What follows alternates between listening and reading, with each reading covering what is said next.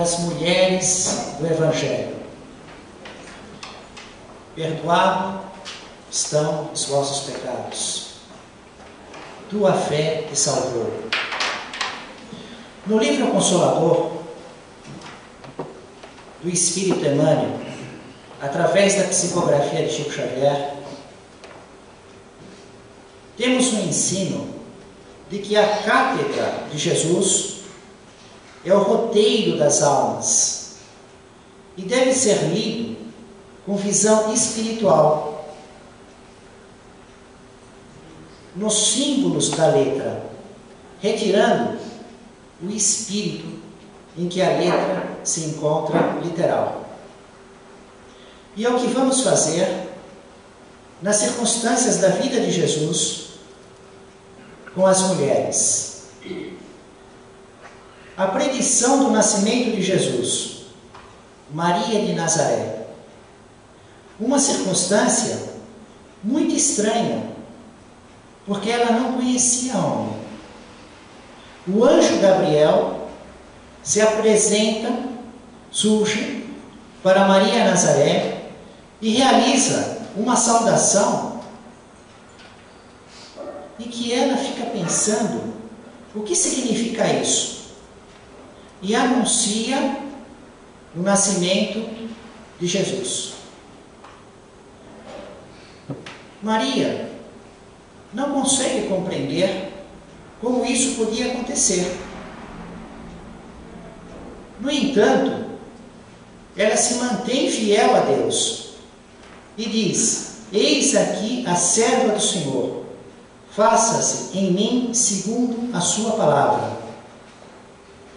Acima das compreensões humanas, diante do aviso do anjo Gabriel, que traz detalhes da gravidez da sua prima, já idade avançada, do poder de Deus que irá agir através do Espírito Santo sobre a sombra dela,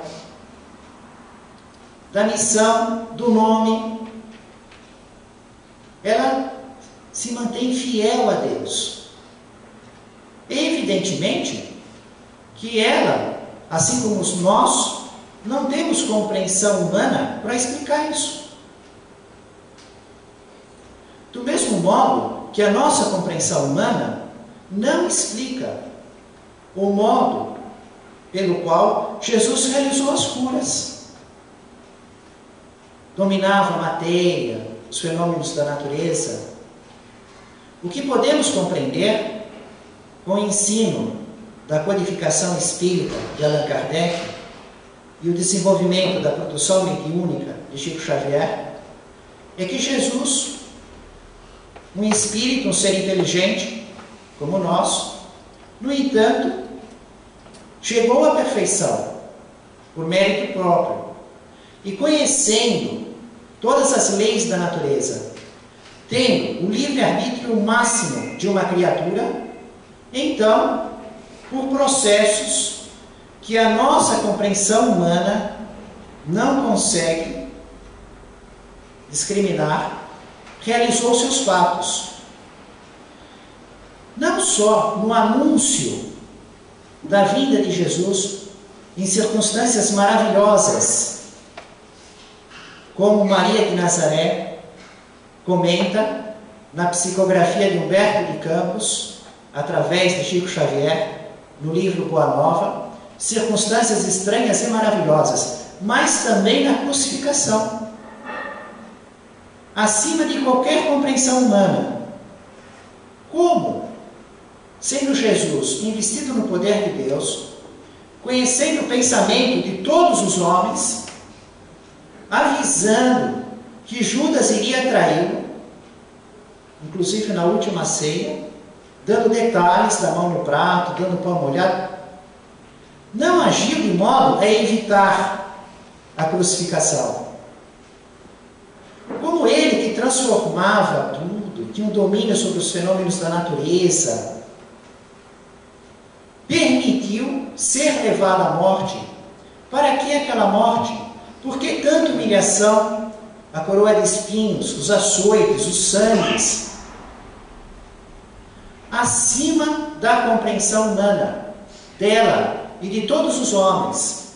No entanto, Maria de Nazaré estava ao pé da cruz. E segundo a psicografia de Chico Xavier, com o mesmo pensamento: eis aqui a serva do Senhor, faça-se em mim segundo a sua palavra. Fidelidade, fidelidade a Deus. E essa é uma grande lição desse espírito de escola, no seu relacionamento com a vida de Jesus, que temos que ter na nossa vida diária.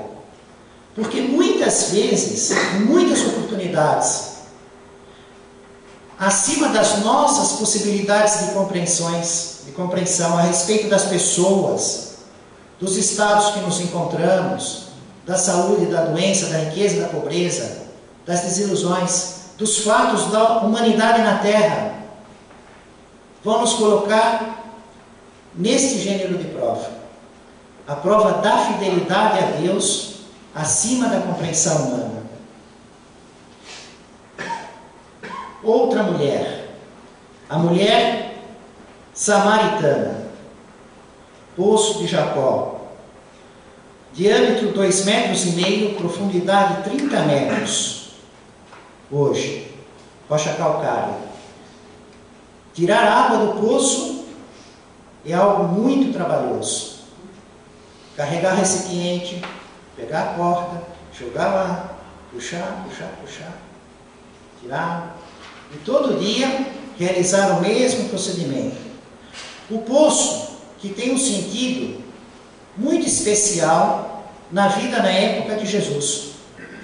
Porque nos nossos dias atuais, poucos têm poço em casa.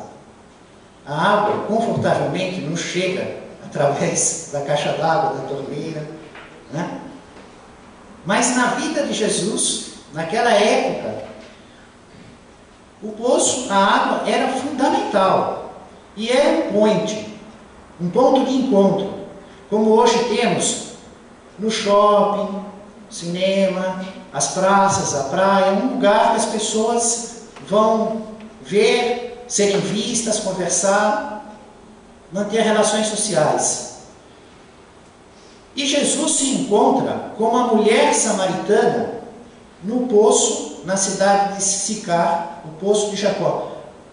Um poço de mais de 1000 anos. Moisés, Abraão, Isaac e Jacó. Muito mais de 1000 anos. E um encontro cheio de preconceitos.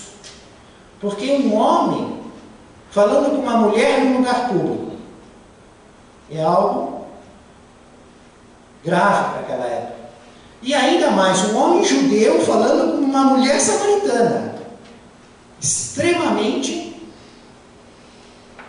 Mas o que nos traz a reflexão nesse encontro da mulher samaritana com Jesus é a questão da água. Porque Jesus pede água para ela. E ela diz: mas como?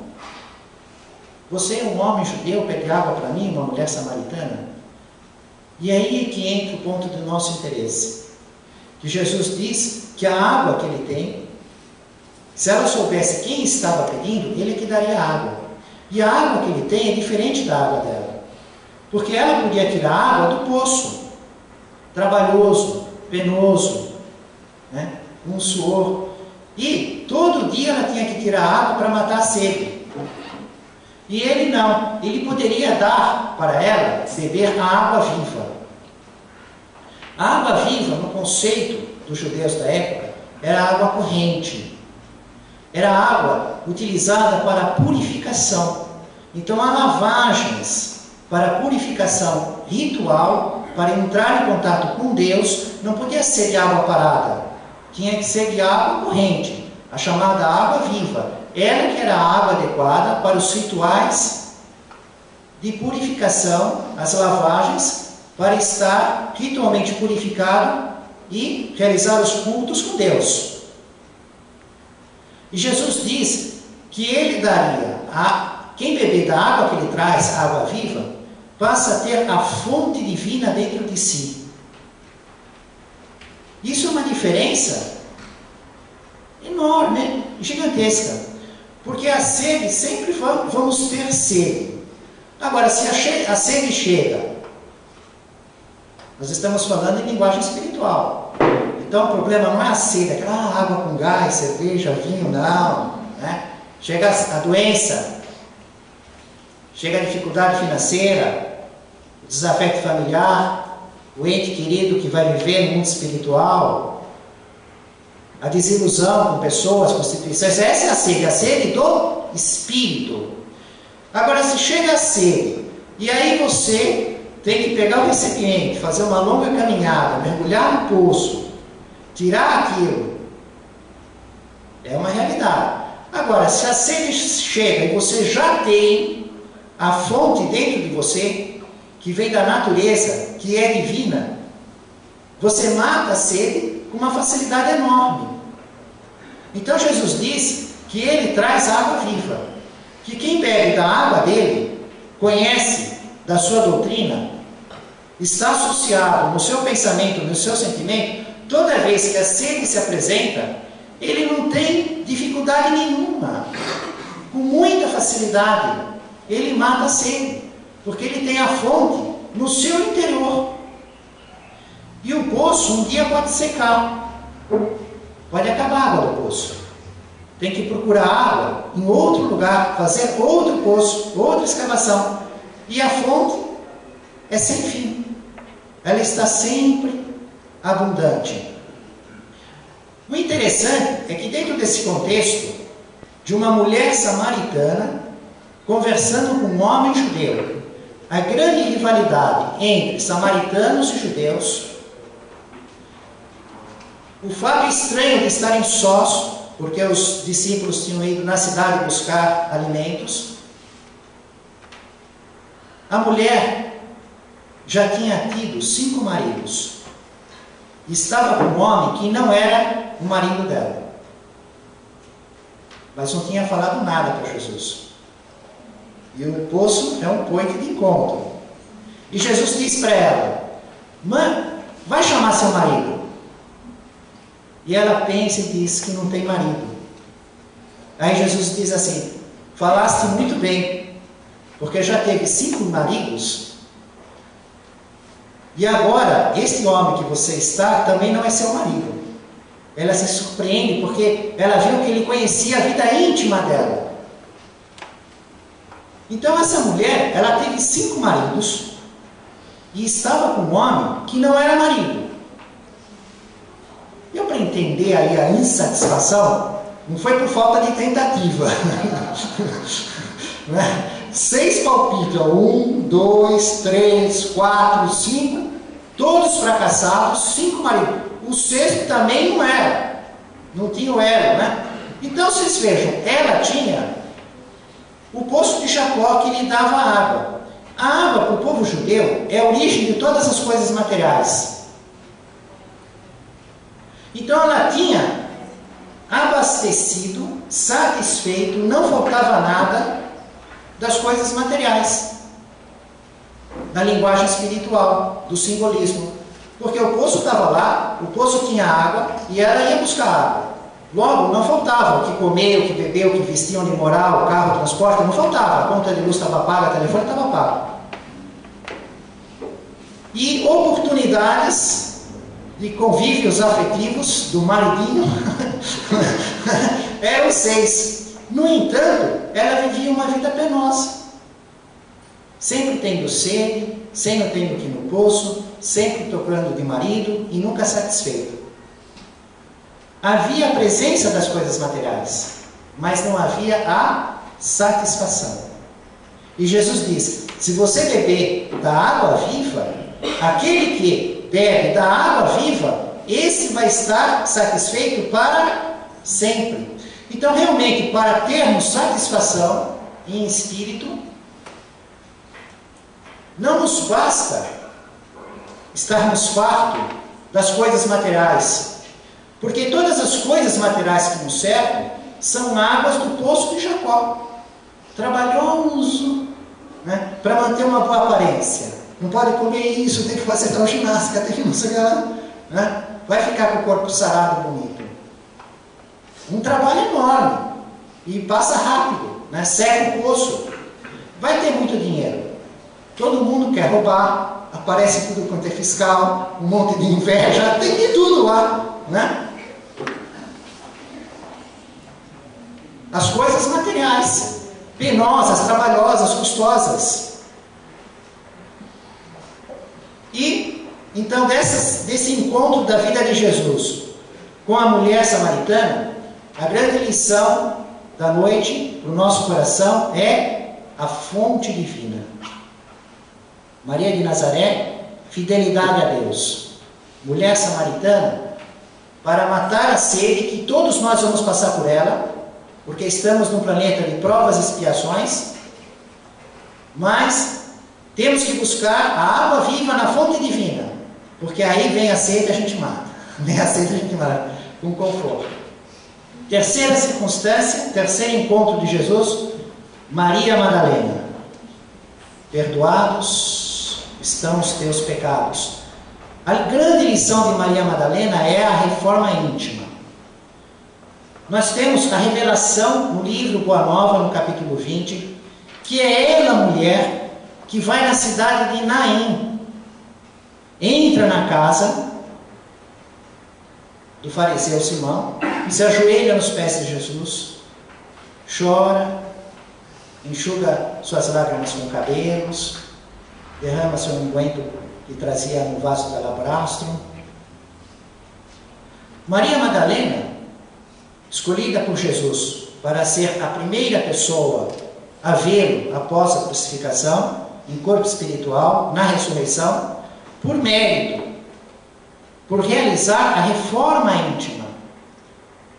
Ela que vivia com os patrícios romanos, nos luxos, nas riquezas materiais, depois de conhecer Jesus e sua doutrina da vida espiritual, do reino dos céus, reformou totalmente sua vida. Ela passou das fantasias materiais para as realidades espirituais. Dos patrícios romanos, cercadas de bajulações, rica de vida de prazeres, ela passou a viver com os leprosos, ensinando o evangelho aos leprosos, vítima das perseguições, com dores, pobre e misérias. Os leprosos, que era considerada lepra, castigo divino, que eram obrigados a viver fora do muro, no vale dos leprosos, que tinham que andar com roupa suja, rasgada, que tinham que gritar imundo, imundo, para avisar as pessoas que ele, um leproso, estava passando. Qualquer pessoa que se sentisse incomodado com a presença de um leproso tinha direito de matá-lo a pedradas. Ela vivia com os patrícios romanos, prazeres, domínios, facilidades, compreendeu o valor da vida espiritual, o que é o espírito, desejou buscar a Deus. As coisas materiais perderam aquele encanto. Então, em virtude desse seu triunfo sobre si mesmo, a reforma íntima, Jesus a contempla por mérito, como a primeira pessoa a testemunhar o ponto máximo da sua missão, a prova da vida espiritual.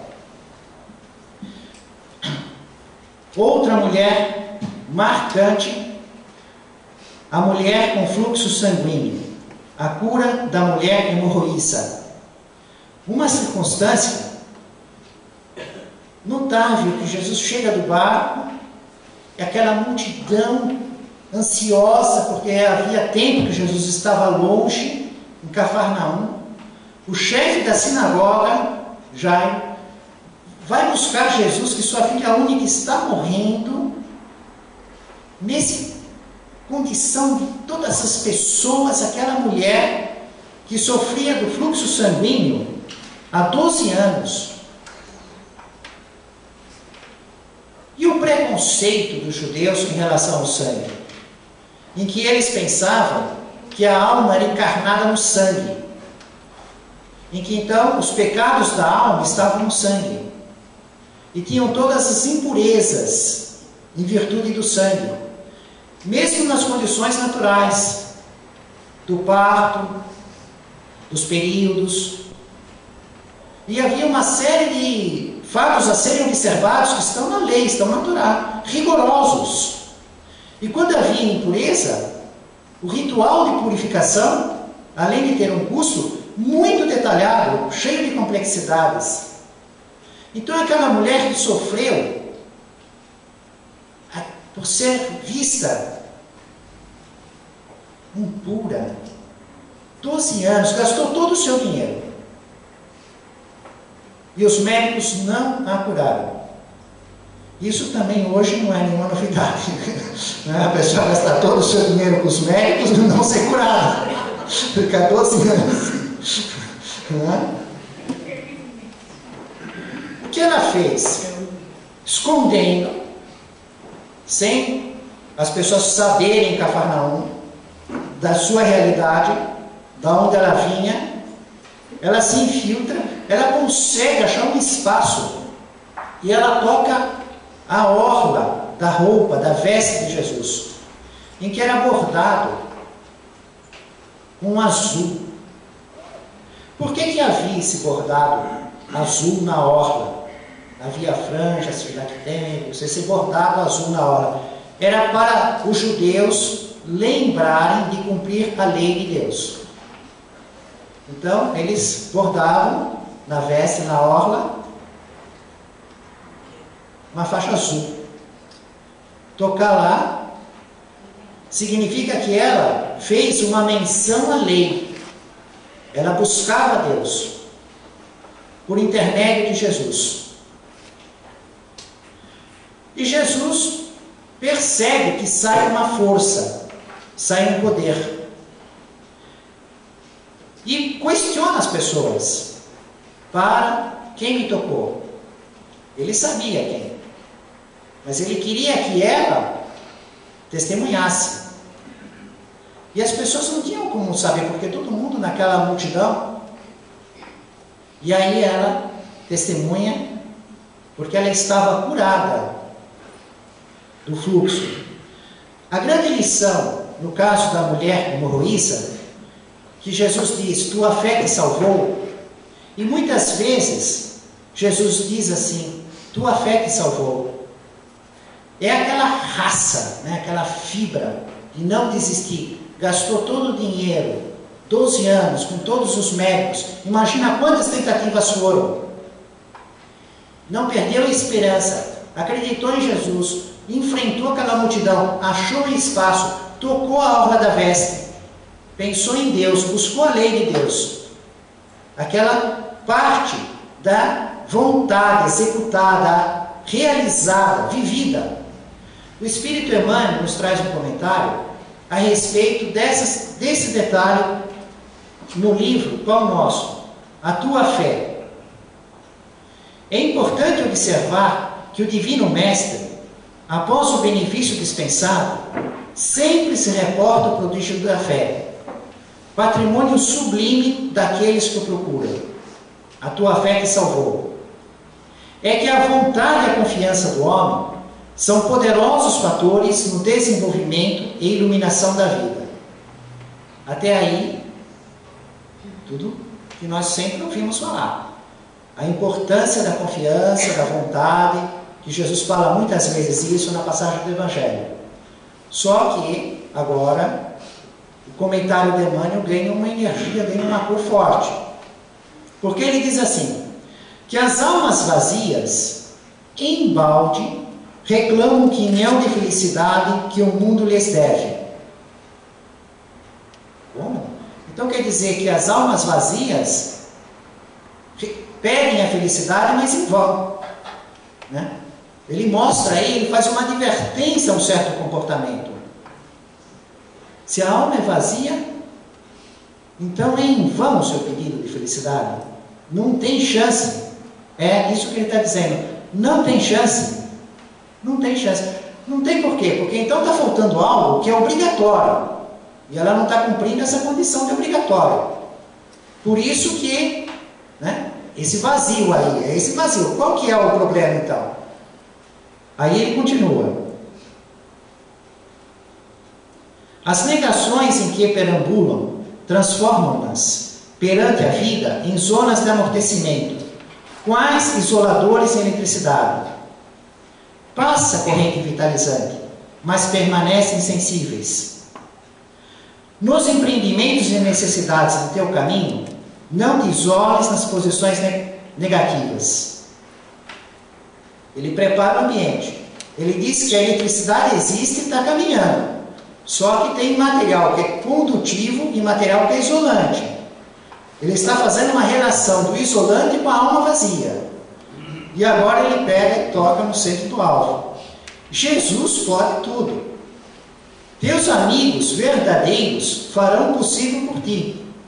Contudo, nem o mestre, nem os companheiros realizarão em sentido integral a felicidade que ambicionas, sem o concurso de tua fé, porque também tu és filho do mesmo Deus, com as mesmas possibilidades de elevação. Quer dizer, o problema não falta poder a Jesus. Falta poder? Não. Falta é a parte da pessoa, a fé da pessoa. E é o que observamos quando estudamos a vida no mundo espiritual, na maravilhosa produção mediúnica de Chico Xavier, através do Espírito André Luiz, iniciando na obra do Nosso Lar, e seguintes, os lugares de sofrimento dos espíritos, as trevas densas, o umbral, todos eles têm o seu anjo da guarda, o espírito superior, trabalhando continuamente para a felicidade deles. Todos eles possuem espíritos nas cidades espirituais, nos postos de socorro, estão sendo vistos e acompanhados em um tempo integral, continuamente trabalhados. Mas por que eles se demoram nos lugares de sofrimento? Por que eles ficam lá chorando e rangendo dentes? Porque falta a parte deles, falta a fé deles, falta a compreensão do erro, o reconhecimento de que estão errados, desejarem ser ajudados. Então, os bons espíritos têm o poder. A vontade divina é misericórdia, mas ele exige que a criatura o queira.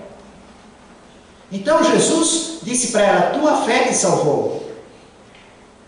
Os outros que continuam doentes, falta só a fé da própria criatura para serem salvos. Não falta poder para ele. Não existem privilégios, não existem deserdados. O que existe é criatura que não tem fé, criatura que não quer ser salva, que ela prefere ficar sofrendo na ignorância, nos vícios. Então a mulher com fluxo sanguíneo, a grande lição que ela nos deixa é que nós temos a parte que nos cabe. E nós? O que é a tua fé em nós, a nossa fé, para que cada um se salve, né? Vamos refletir assim: e eu? A minha fé? Qual que é o meu compromisso? O que eu tenho que fazer? Porque eles estão trabalhando para a minha evolução. Qual é a fé que eu tenho que ter para fazê-la, para ser curado, ser salvo? No sexto encontro de Jesus com as mulheres, nós vamos para Marta e Maria, em Betânia. Marta, Maria e Lázaro. Lázaro passeando pelo mundo. Jesus na casa dele, ele está distraído pelo mundo, né? E na casa de Marta e Maria, com Lázaro ausente na visita que Jesus faz na casa. E quantos dos homens têm o comportamento de Lázaro? Jesus visita a casa da pessoa, visita o coração, mas o coração dele sai, vai dar uma volta nas quadras, né? Vai se distrair pelo mundo, pelas coisas mundanas. Marta e Maria. Marta fazendo muitas coisas, preocupada aqui, ali, com isso, com aquilo, e Maria aos pés de Jesus, aprendendo a vida do mundo espiritual, o reino dos céus, a vontade de Deus. E Marta fica indignada. Fala, mestre, para lá, você não vê como eu estou toda aqui fazendo isso, aquilo para te recebê-lo e tal? E minha irmã fica aí aos seus pés, ouvindo, conversando. E Jesus diz, Marta, Marta, você se preocupa com tanta coisa, está tão afoita, com tantas coisas. No entanto, pouca coisa é necessária. Até mesmo uma só coisa é necessária. E qual é essa só uma coisa que é necessária? Ela fazia muitas coisas que não faziam diferença nenhuma. E uma coisa que precisava fazer, ela não fazia. O necessário, ela não fazia. E muitos homens vivem assim, fazendo muitas coisas que não são necessárias. E a única que é necessária, não faz. Né? Uma grande parte da humanidade vive assim. A única coisa que é necessária é Deus. Deus está em nós. Deus está em todas as criaturas.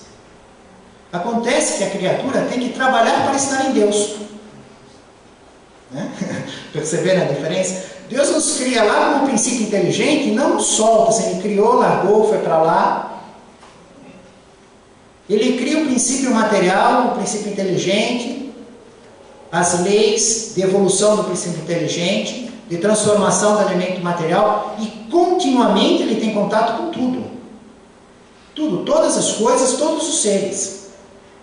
Agora, Deus está em tudo. Como é que a criatura vai estar em Deus? De acordo com o progresso espiritual, com a evolução, porque numa fase da evolução, a criatura não tem nem consciência de que existe o Criador, porque ela está inserida num processo evolutivo. Na nossa fase humana, sim. Esta é a fase que nos encontramos. Temos consciência, somos seres inteligentes. Estamos sendo educados. A lei de Deus foi escrita na nossa consciência, como está no livro dos Espíritos. Foi esquecida e foi menosprezada. Por desobediência, velamos. Por muitos séculos e milênios. Deformando a lei. Nem conseguimos ver nada. Então Deus, por misericórdia, envia os profetas e o maior de todos, o único Espírito perfeito na terra, para tirar esses véus, para nos fazer lembrar da lei. Né? Então, conhecendo a lei, é como os alunos que estão no currículo escolar. A nossa realidade é passar de ano no ano em que estamos matriculados. Só isso é necessário. Para cada aluno, ele está no ano 5º, 8º, né? Ele tem que passar de ano, no ano em que ele está. E de ano em ano, de progresso em progresso, de passo em passo, de degrau em degrau na escada evolutiva do sonho de Jacó, que da terra leva ao céu, chegaremos a estar com Deus assim como Jesus está, como os espíritos puros estão. Então, o que é realmente a única coisa necessária, sine qua non, é subir o degrau evolutivo da nossa vez. Cada um tem a sua realidade. Cada um está no seu degrau evolutivo. Essas 5 mulheres maravilhosas. Maria de Nazaré, a fidelidade a Deus. A mulher samaritana, a fonte divina. Maria Madalena, a reforma íntima. A mulher com fluxo sanguíneo, a cura. Marta e Maria, uma coisa é necessária: Deus. No entanto, tem mais. Não a letra anotada por Mateus, Marcos, Lucas e João, mas através da psicografia de Chico Xavier, nós vamos estar um dia no lindo lago de Genezaré, o mar de Tiberíades, aquele lago maravilhoso, naqueles dias assim bem especial, maravilhoso mesmo. Pode imaginar aquele dia 10. E Jesus está no barco com Pedro. Eles não estão falando nada. Jesus, vendo tudo que Pedro está pensando, e Pedro está definhando, está se debatendo, por causa que ele fica pensando, ele está temendo pela vida de Jesus. No próprio íntimo dele mesmo, ele também não aceita o comportamento de Jesus. Ele queria passar um belo corretivo. Porque ele fica pensando, Jesus prega aqui nessas margens, fica esse povo, as mulheres de má vida, as meretrizes, que a nossa lei manda matar a pedrada, lapidar, e Jesus acolhe com esse amor, com esse carinho, dá a mesma atenção. Como isso pode acontecer? Ele nos traz uma ideia nova. Eu não consigo conviver com essa ideia nova. E ele vinha definhando, um dia talvez as coisas vão sair do controle e Jesus vai se complicar. A vida do mestre vai ficar a perigo, porque ele está na companhia de gente de má vida e falando do reino dos céus como se elas pudessem, né, tivesse alguma possibilidade. E dentro desse contexto interior de lapidar a mulher decaída e o comportamento de Jesus, Jesus, percebendo o problema de Pedro, estimula o diálogo. E Pedro, encostando o barco, abre seu coração e fala: ai, mestre, eu não consigo entender como o Senhor acolhe com tanto amor e carinho essas mulheres de má vida. A nossa lei não permite isso. A nossa lei manda apedrejar. E Jesus começa a conversar com Pedro, a princípio, a respeito da própria lei, dizendo que é verdade que na lei tem a pena de apedrejamento para a mulher decaída, a mulher de má vida. Mas na mesma lei, na Torá, mais de 600 mandamentos, 613, existe o amar ao próximo como a si mesmo. E que em muitas circunstâncias, para você cumprir um mandamento, você descumpre outro. E que o seu conselho, o conselho de Jesus era para cumprir o mandamento de amar o próximo como a si mesmo, descumprindo então o mandamento de matar a pedrada. Porque se você cumprir o mandamento de matar a pedrada, você descumpre o mandamento de amar o próximo como a si mesmo. Entre um e outro, né? Então Jesus explica que tinha que ser cumprido o mandamento de amar ao próximo como a si mesmo, deixando o outro, não cumprindo o outro.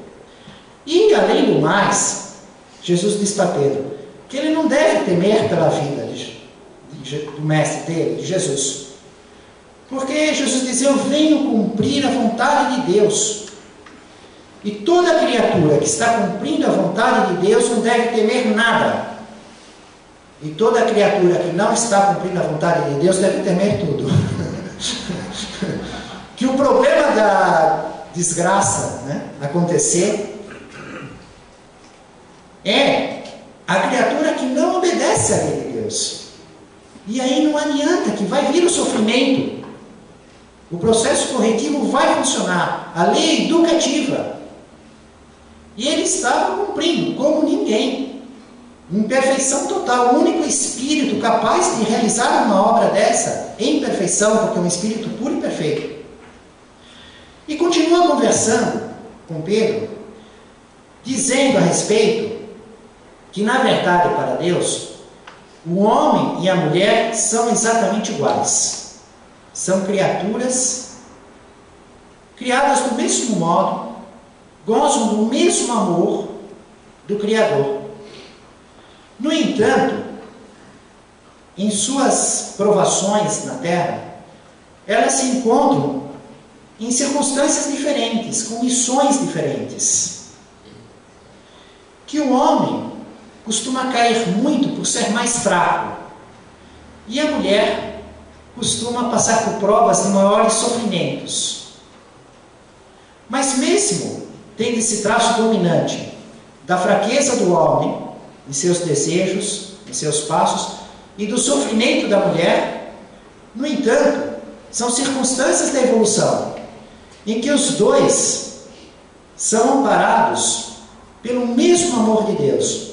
E nessa conversa explicando uma série de detalhes que está aqui no livro Boa Nova.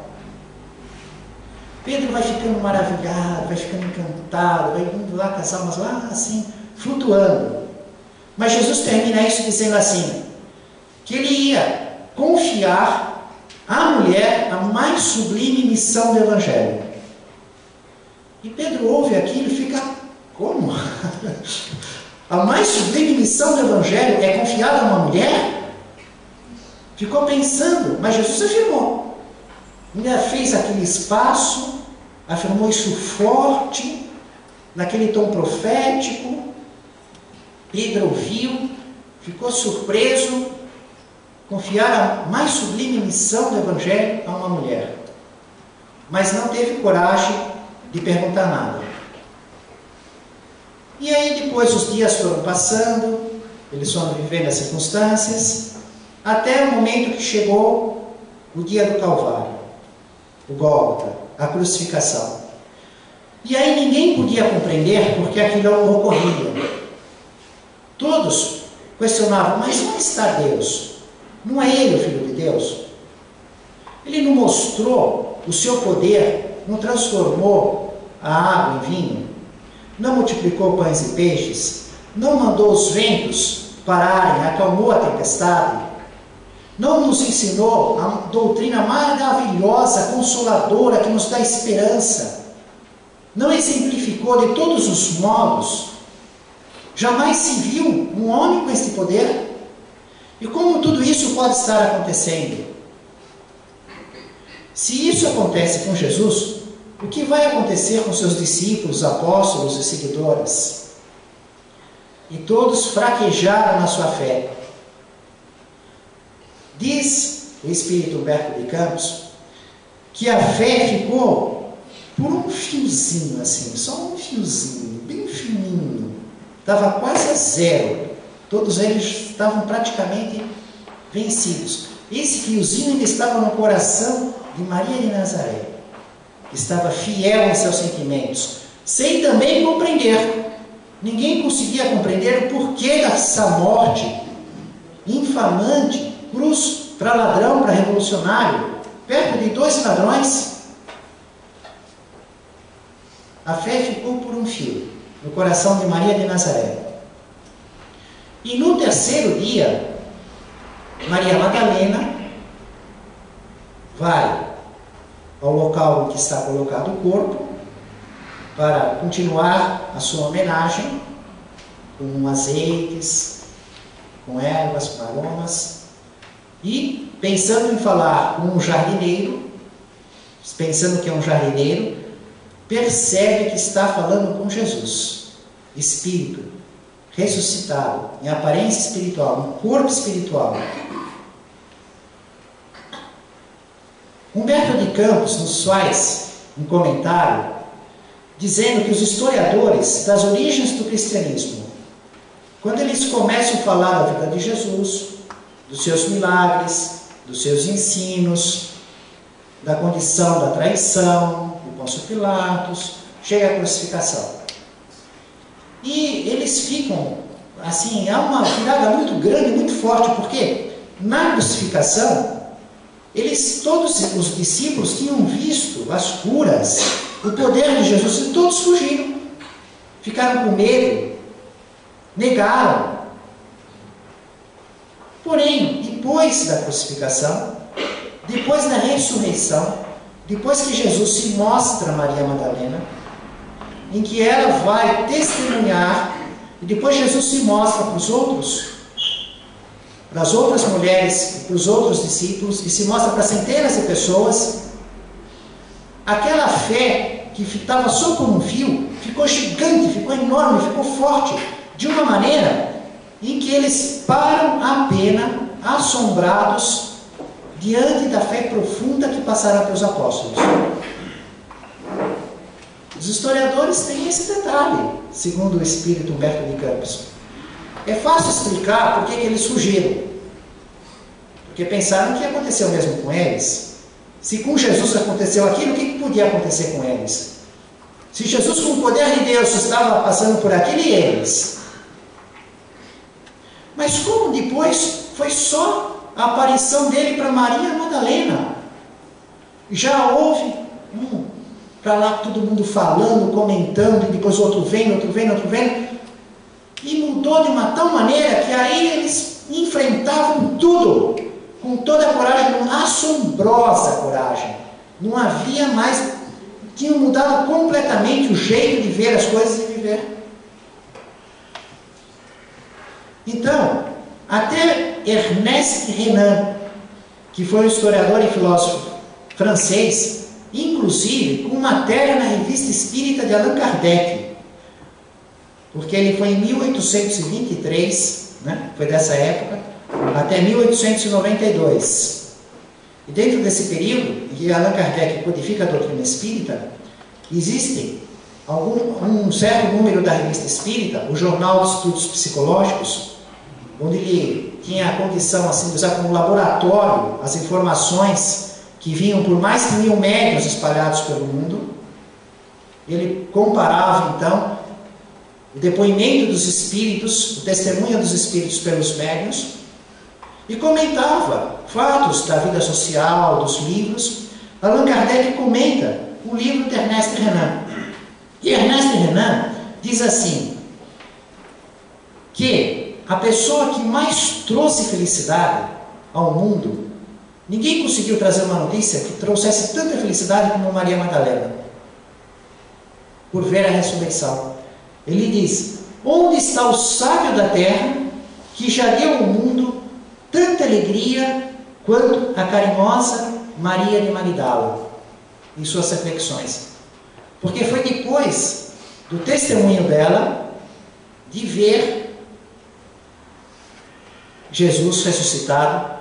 Jesus vive em espírito, com uma sublimidade indescritível, e levar o seu testemunho para todos os outros, e a partir daí, alguns também testemunharem, aquela tristeza, aquilo tudo que não tinha explicação, aquelas lágrimas, aquela fé que estava por um fio, houve uma transformação enorme. Uma alegria invadiu o coração deles, uma certeza. Compreenderam o Evangelho, compreenderam a missão, compreenderam a circunstância da crucificação. E segundo Ernest Renan, nenhum sábio até hoje na Terra conseguiu apresentar uma notícia que trouxesse tanta felicidade por tantas pessoas, por tantos séculos, como Maria Madalena. E Jesus disse para Pedro, um tom profético, a mais sublime missão do Evangelho está confiada a uma mulher. Família espiritual de Jesus, no caminho do reino dos céus, em nome do Mestre Jesus, louvado seja Deus.